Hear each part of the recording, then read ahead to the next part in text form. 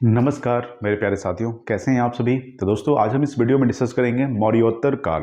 इससे पहले पिछले वीडियो में हम लोग क्या पढ़े थे, मौर्य काल पढ़े थे। आज हम दोस्तों इस वीडियो में मौर्योत्तर काल पढ़ने वाले। दोस्तों इस वीडियो में चलिए शुरू करते हैं। ठीक है, सबसे पहला सवाल से देखिएगा।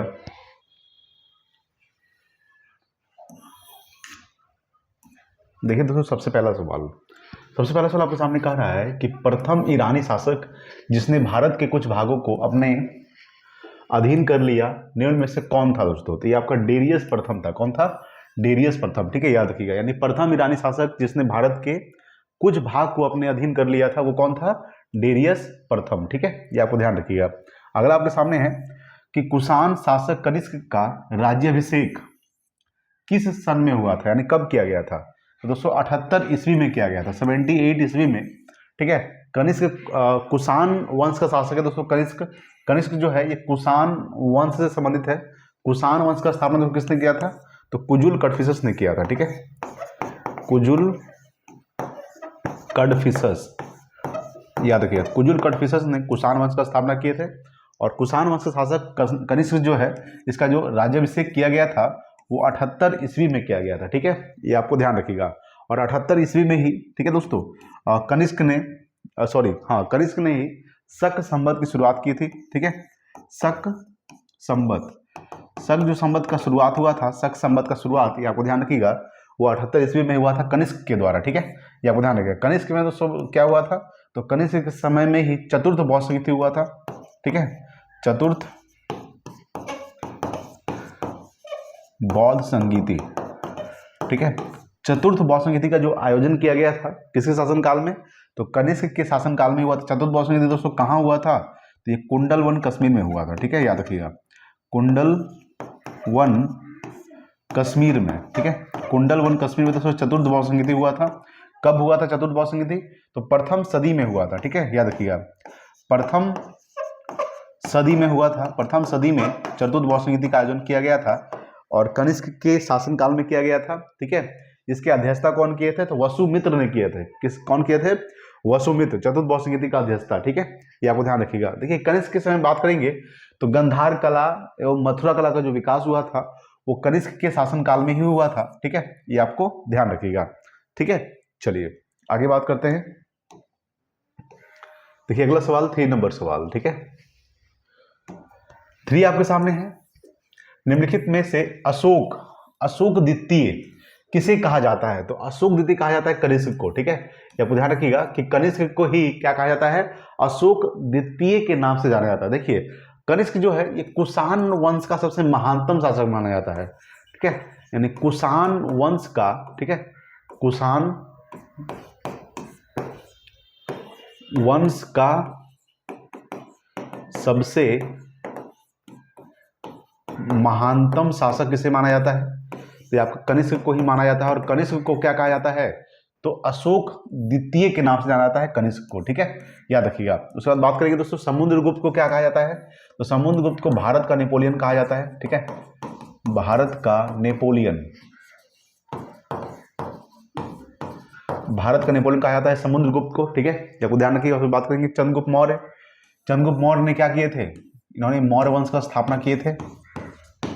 मौर्य वंश का स्थापना, यानी नंद वंश का अंतिम शासक घनानंद को हराकर चंद्रगुप्त मौर्य ने मौर्य वंश का स्थापना किए थे 322 ईसा पूर्व में। कब किए थे? तो याद रखिए दोस्तों, मौर्य वंश का जो स्थापना हुआ था 322 ईसा पूर्व में हुआ था। ठीक है, ये आपको ध्यान रखिए दोस्तों। अगर पूछेगा सवाल कि चंद्रगुप्त मौर्य समय में भारत कौन आया था, तो भारत कौन आया था? तो मेगास्थनीज आया था। ठीक है, मेगास्थनीज। और मेगास्थनीज के पुस्तक का नाम याद रखिएगा दोस्तों, उनका पुस्तक का नाम है इंडिका जो है ये मेगास्थनीज के पुस्तक का नाम है। ठीक है, ये आपको ध्यान रखिएगा। उसके बाद बात करेंगे दोस्तों, यहाँ पे समझिएगा। देखिए, मेगास्थनीज भारत में कब से कब तक रहा था? 305 ईसा पूर्व से लेकर 297 ईसा पूर्व तक भारत में रहा था दोस्तों मेगास्थनीज। ठीक है, ये दोस्तों यूनान से आया था। कहाँ से आया था मेगास्थनीज? यूनान से आया था। ये आपको ध्यान रखिएगा दोस्तों। अगर पूछेगा सवाल हर्षवर्धन, तो हर्षवर्धन की दोस्तों राजधानी कहाँ थी? तो कन्नौज इसकी राजधानी थी दोस्तों हर्षवर्धन का। ठीक है, ये आपको ध्यान रखिएगा। पूछेगा सवाल कि हर्षवर्धन के समय में भारत कौन आया था? तो हर्षवर्धन के समय जो भारत आया था वो हेनसोंग आया था। हेनसोंग जो आया था वो हर्षवर्धन के शासनकाल में भारत आया था। हेनसोंग दोस्तों भारत में कब से कब तक रहा था? तो 600, याद रखिएगा 629 ईस्वी से लेकर 643 ईस्वी तक, ठीक है, भारत में रहा दोस्तों हेनसोंग। हेनसोंग की पुस्तक का नाम याद रखिए दोस्तों, पुस्तक का नाम है सीयूकी, ठीक है, सीयूकी जो है ये हेनसोंग की पुस्तक का नाम है, ये आपको ध्यान रखिएगा। ये भारत में 629 ईस्वी से लेकर 643 ईस्वी तक रहा था। हर्षवर्धन का जो शासन काल माना जाता है वो 606 से लेकर 647 तक माना जाता है, ठीक है, ये आपको ध्यान रखिएगा दोस्तों। 606 से लेकर 647 तक ये आपका हर्षवर्धन का शासन काल माना जाता है, ठीक है, और हर्षवर्धन समय में ही भारत आया था हेनसोंग, ठीक है, ये आपको ध्यान रखिएगा। तो निम्नलिखित में से अशोक द्वितीय किसे कहा जाता है? तो अशोक द्वितीय कनिष्क को कहा जाता है, कनिष्क, ठीक है, ये आपको ध्यान रखिएगा। कनिष्क ने ही शक संवत की शुरुआत करवाया था। गंधार कला, मथुरा कला का जो विकास हुआ था कनिष्क के समय में ही हुआ था। चतुर्थ बौद्ध का जो आयोजन किया गया था, ठीक है, वो कनिष्क के शासनकाल में ही किया गया था। कुंडलवन कश्मीर में किया गया था। या इसकी अध्यक्षता कौन किए थे चतुर्थ बौद्ध का? तो वसुमित्र किए थे। भारत का नेपोलियन कैसे कहा जाता है? समुद्रगुप्त को भारत का नेपोलियन कहा जाता है। चलिए अगला सवाल देखिएगा। देखिए अगला सवाल आपके सामने 4 नंबर सवाल है, निम्नलिखित में से किस चीनी सेनापति ने कनिष्क को पराजित किया था? तो दोस्तों ये पान चाउ ने किए थे, ठीक है, आपको ध्यान रखिएगा। निम्नलिखित में से किस चीनी सेनापति ने? तो पान चाउ ने, ठीक है, कनिष्क को पराजित किया था, ये आपको ध्यान रखिएगा दोस्तों। चीन का ये था, चीन का सेनापति था कौन? पान चाउ, ठीक है, जो कनिष्क को पराजित किए थे, ये आपको ध्यान रखिएगा। चलिए आगे देखते हैं, अगला सवाल देखिए 5 नंबर देखिएगा। 5 आपके सामने है कि भारतीयों के लिए सिल्क मार्ग किसने आरंभ करवाया था दोस्तों? तो आपको ध्यान रखिए दोस्तों, ये कनिष्क ने करवाया था। किसने करवाया था? कनिष्क, ठीक है, ये आपको ध्यान रखिएगा। यानी भारतीयों के लिए सिल्क मार्ग किसने आरंभ करवाए थे? कनिष्क, ठीक है, ये आपको ध्यान रखिए दोस्तों। पूछेगा सवाल अशोक के बारे में, तो अशोक का दोस्तों शासनकाल याद रखिएगा। इनका शासनकाल कब से कब तक है? तो शासनकाल अगर पूछेगा आपसे, शासनकाल अशोक का, तो 269 ईसापुर से लेकर 232 ईसापुर तक, ठीक है, अशोक का शासनकाल। अशोक ने दोस्तों क्या बनवाया था? तो सांची का स्तूप, सांची का स्तूप का निर्माण करवाया था, ठीक है, सांची का स्तूप का निर्माण किसने करवाया था? अशोक ने करवाया था। आप ध्यान रखिए, अशोक जो है ये बिंदुसार का बेटा हुआ, ठीक है, बिंदुसार का बेटा है अशोक। और बिंदुसार किसका बेटा है? तो ये चंद्रगुप्त मौर्य का बेटा हुआ, ठीक है, बिंदुसार का बेटा अशोक हुआ, ठीक है, ये आपको ध्यान रखिएगा। बिंदुसार का शासनकाल याद रखिएगा 298 ईसापुर से लेकर 271 ईसापुर तक, 271 272 ईसापुर तक, ठीक है, याद रखिए 272 ईसापुर तक किसका है? बिंदुसार का शासनकाल है। फाहियान दोस्तों कौन था? तो फाहियान जो आया था भारत, ठीक है, चंद्रगुप्त द्वितीय शासनकाल में भारत आया था, ठीक है, चंद्रगुप्त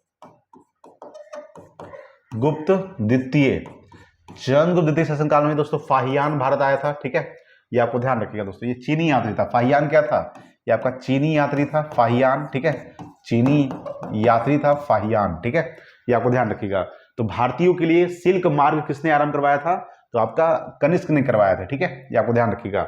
चलिए आगे बात करेंगे 6 नंबर कि कनिष्क की राजधानी थी दोस्तों क्या थी? पुरुषपुर, याद रखिएगा, पुरुषपुर या पेशावर जो था ये आपका कनिष्क की राजधानी था, ये आपको ध्यान रखिएगा। चलिए आगे बात करते हैं। देखिए 7 नंबर सवाल, 7 आपके सामने है कि मिलिंदपनोह क्या है?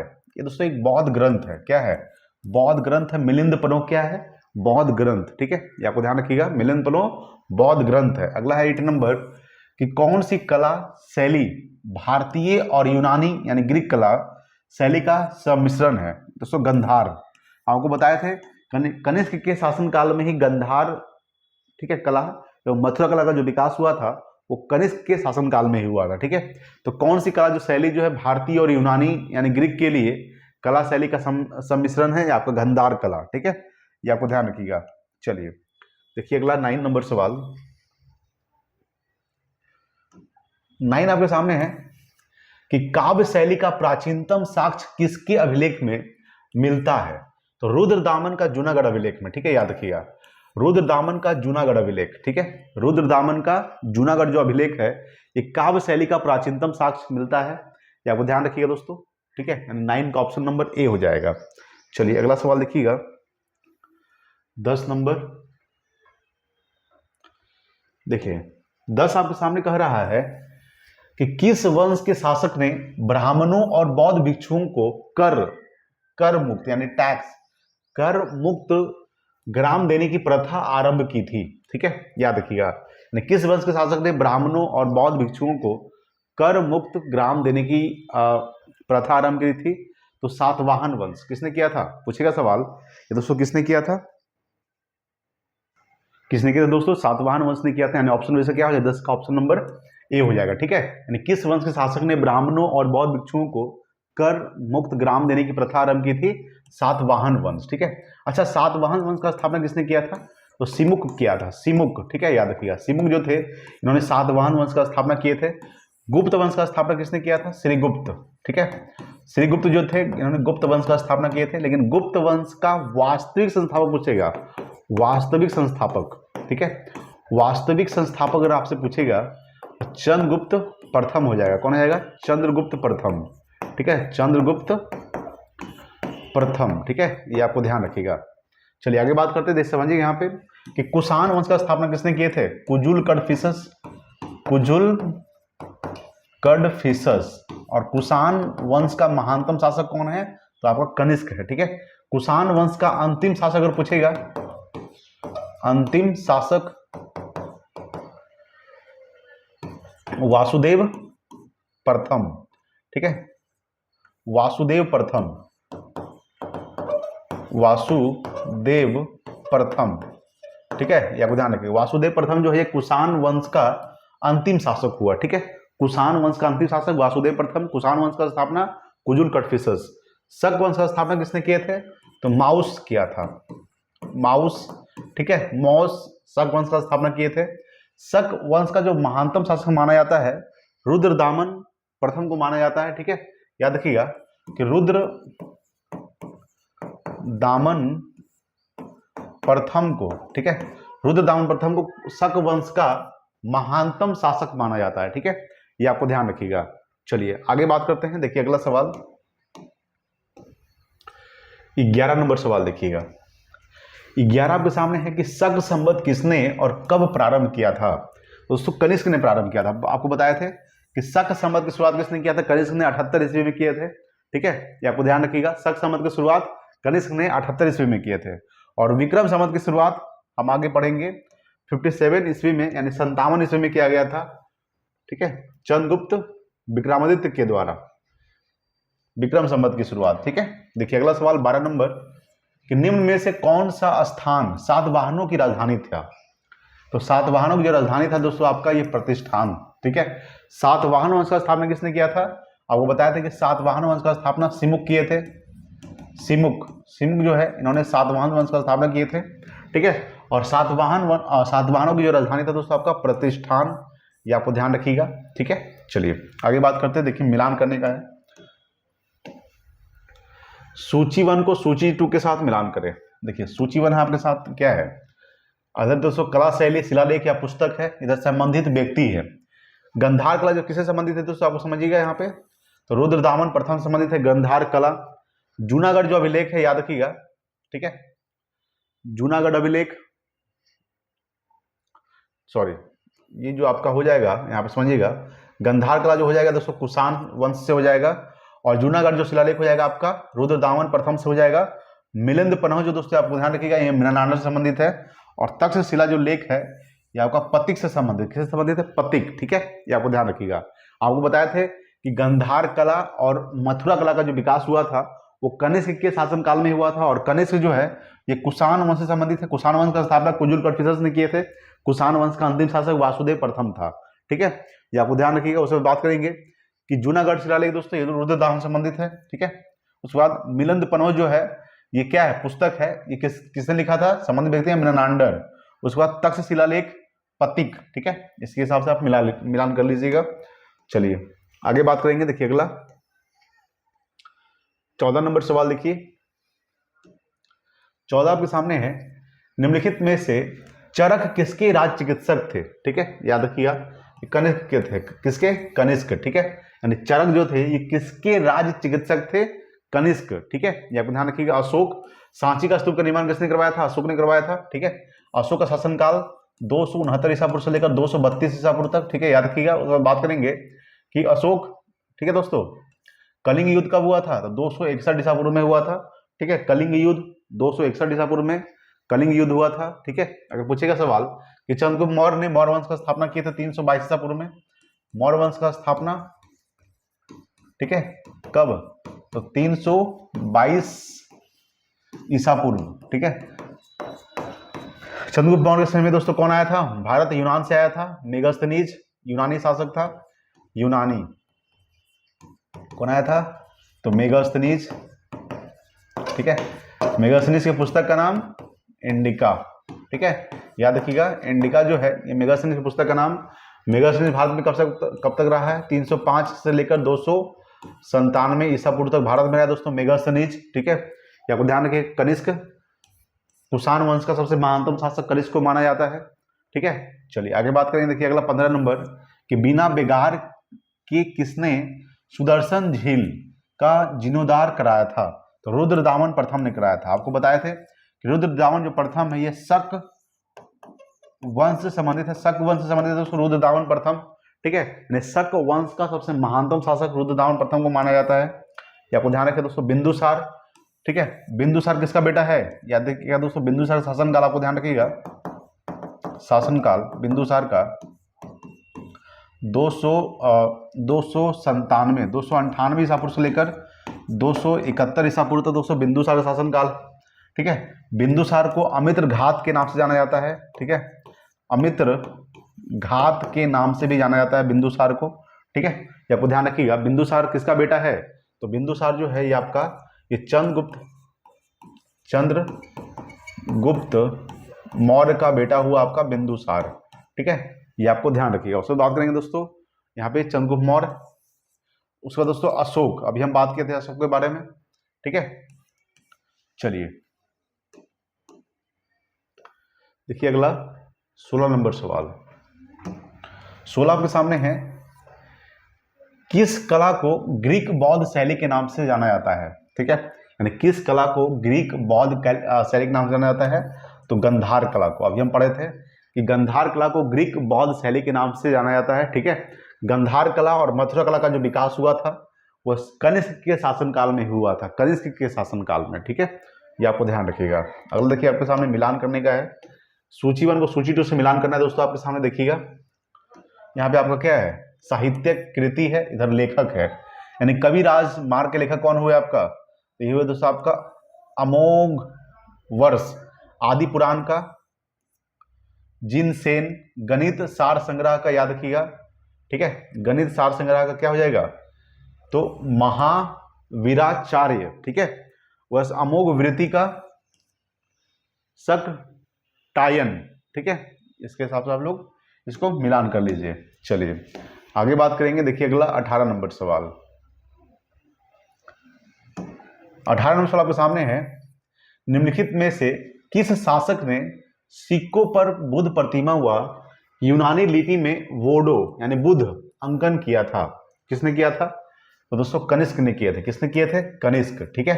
देखिए इसके अभी हम जो चैप्टर पढ़ रहे हैं दोस्तों मौर्योत्तर काल, इसमें मेन रूप से कनिष्क के बारे में पढ़ने का है। किसके बारे में पढ़ने का दोस्तों, कनिष्क के बारे में ही पढ़ने का है, ठीक है।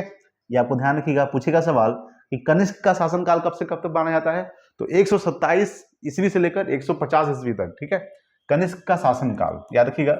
इसका शासनकाल माना जाता है कनिष्क का, ठीक है, 120 ईस्वी से लेकर 120 ईस्वी से लेकर 150 ईस्वी तक, ठीक है। यानी 120 ईस्वी से लेकर 150 ईस्वी तक ये कनिष्क का शासनकाल माना जाता है। कनिष्क क्या है, ये कुषाण वंश का सबसे महानतम शासक है, ठीक है। कुषाण वंश का सबसे महानतम शासक कनिष्क है, ठीक है। ये आपको ध्यान रखिएगा। अगर पूछेगा सवाल थोड़ा सा यहाँ पे देख लीजिए, 120 नहीं होगा बल्कि 127 होगा, ठीक है।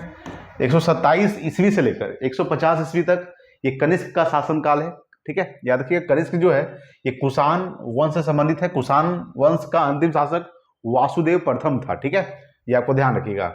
चलिए आगे बात करते देखिए 19 नंबर सवाल कि उत्तरी तथा उत्तरी पश्चिमी भारत में सर्वाधिक संख्या में तांबे के सिक्के को जारी किया था, किसने किया था, तो तांबे के सिक्के जो जारी किए थे, ये आपको ध्यान रखिएगा दोस्तों, किसने किया था, इंडो ग्रीक ने किए थे, कुषाणों ने किए थे, शकों ने किए थे, प्रतिहारों ने किए थे। कुषाणों ने किए थे। किसने किए थे?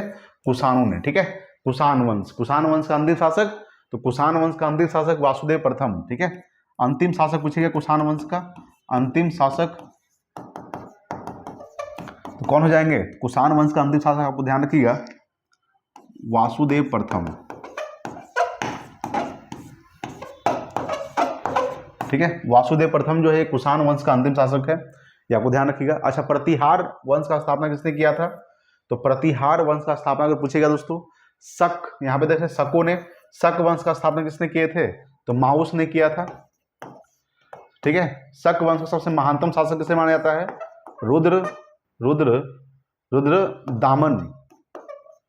रुद्रदामन प्रथम को। ठीक है, रुद्रदामन प्रथम को शक वंश का सबसे महानतम शासक माना जाता है। कुषाण वंश का सबसे महानतम शासक कनिष्क को माना जाता है। ठीक है, याद रखिएगा। उसके बाद पूछेगा सवाल कि प्रतिहार वंश का स्थापना किसने किया था? तो नागभट्ट प्रथम ने किया था। ठीक है, नागभट्ट प्रथम ने प्रतिहार वंश का स्थापना किए थे। प्रतिहार वंश का स्थापना किसने किया था? नागभट्ट प्रथम। नागभट्ट प्रथम ने प्रतिहार वंश का स्थापना किए थे। ठीक है, चलिए आगे बात करते हैं। देखिए 20 नंबर सवाल, 20 आपके सामने है कि कनिष्क के सारनाथ बौद्ध प्रतिमा अभिलेख की तिथि क्या थी? ठीक है, याद रखिएगा कि कनिष्क के सारनाथ बौद्ध प्रतिमा अभिलेख की तिथि क्या थी? तो 81 ईस्वी था। क्या था? 81 ईस्वी। ठीक है, याद रखिएगा। अगला आपके सामने है 21 नंबर के निम्नलिखित में से विद्या की सबसे पुरानी पीठ कौन सी है? दोस्तों तक्षशिला है। क्या है? तक्षशिला जो है ये विद्या की सबसे पुरानी पीठ है, तक्षशिला। अच्छा, नालंदा विश्वविद्यालय का स्थापना किसने किया था? तो कुमारगुप्त प्रथम ने। ठीक है, कुमारगुप्त प्रथम ने नालंदा विश्वविद्यालय का स्थापना किए थे। विक्रमशिला विश्वविद्यालय का स्थापना धर्मपाल ने किए थे। ठीक है, धर्मपाल ने विक्रमशिला विश्वविद्यालय का स्थापना किए थे। याद रखिएगा। उज्जैन जो है ये किस नदी किनारे है? तो उज्जैन आपका दोस्तों क्षिप्रा नदी के किनारे है। ठीक है, ये आपको ध्यान रखिएगा। चलिए अगला देखते हैं। 22 नंबर सवाल देखिए। 22 आपके सामने है कि विक्रम संवत कब से प्रारंभ हुआ था? दोस्तों 57 ईसा पूर्व से हुआ था, 57-58 ईसा पूर्व से। ठीक है, विक्रम संवत कब से प्रारंभ हुआ था? 57 ईसा पूर्व से। ये आपको ध्यान रखिएगा। किसने प्रारंभ किया था विक्रम संवत? तो चंद्रगुप्त विक्रमादित्य।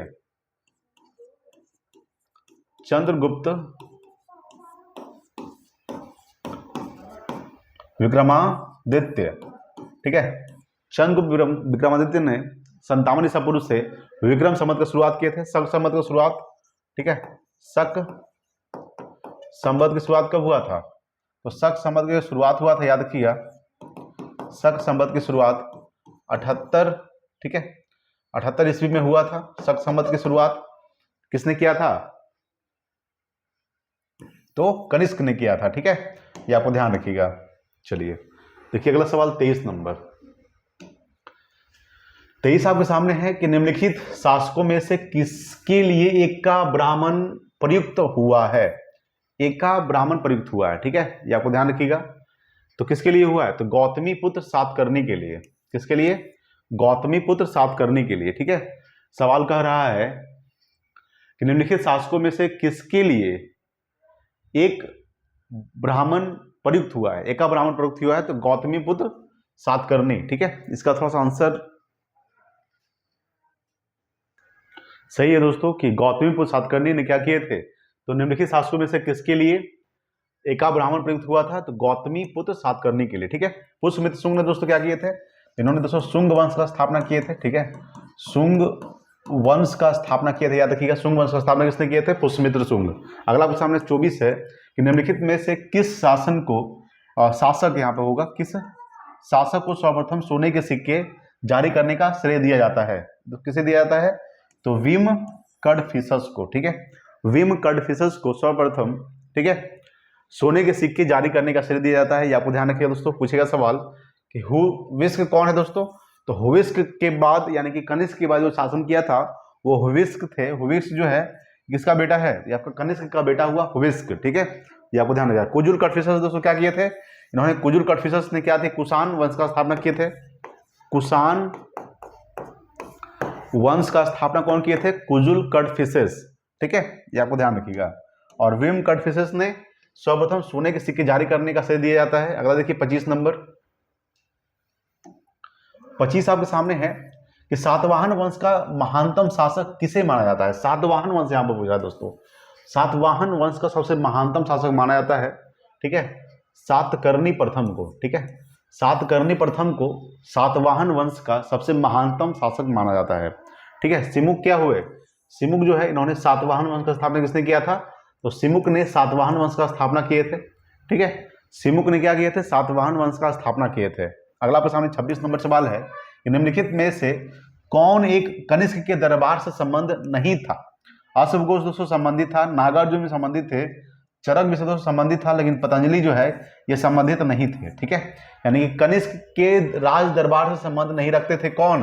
तो पतंजलि नहीं रखते थे, चरक, अश्वघोष, नागार्जुन, ये सब क्या थे? तो कनिष्क के राज दरबार से संबंध रखते थे, ठीक है। अश्वघोष की दोस्तों रचना क्या है? बुद्ध चरित जो है, बुद्ध चरित किसकी रचना है दोस्तों? आपका ये अश्वघोष के हैं, ठीक है। जैसे पूछेगा हर्ष चरित किसकी रचना है? तो बाणभट्ट का है। बाणभट्ट का दोस्तों कौन कौन सा है? हर्ष चरित, कादम्बरी, ठीक है। बाणभट्ट का याद रखिएगा, बाणभट्ट का हर्ष चरित, ठीक है, कादम्बरी, ये सब किसकी रचना है? तो आपका है ये बाणभट्ट का, ठीक है। और अश्वघोष का बुद्ध चरित, ठीक है, याद रखिएगा। चलिए आगे बात करते हैं। देखिए अगला सवाल 27 नंबर सवाल देखिएगा। 27 आपके सामने है कि शुंग वंश के बाद किस वंश ने भारत पर राज किया था, ठीक है। याद रखिए दोस्तों कि शुंग वंश के बाद किस वंश ने भारत पर राज किया था? पूछेगा सवाल।